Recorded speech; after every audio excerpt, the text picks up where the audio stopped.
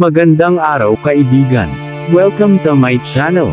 Mga kahirapan at pag-uusig na darating.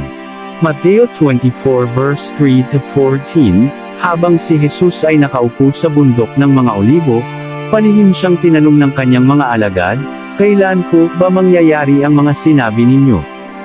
Ano po ang magiging palatandaan ng inyong muling pagparito at ng katapusan ng mundo?" Sumagot si Jesus, "Mag-ingat kayo upang hindi kayo mailigaw ni man. Maraming paparito sa pangalan ko at magpapanggap na sila ang Kristo, at marami silang maililigaw.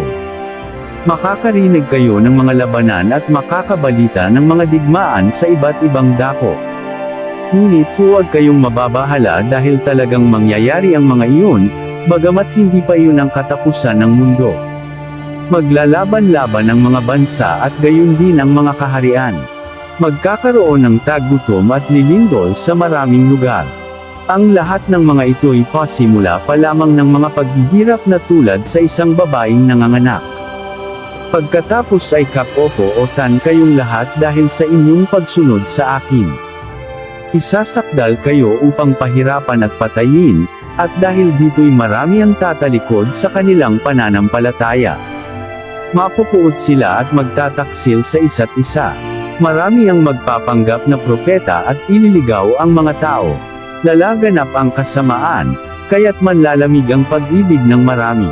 Ngunit ang mananatiling tapat hanggang wakas ang siyang maliligtas. Ipapangaral sa buong sanlibutan ang magandang balitang ito tungkol sa kaharian ng Diyos upang magsilbing patotoo sa lahat ng mga bansa. At saka darating ang wakas.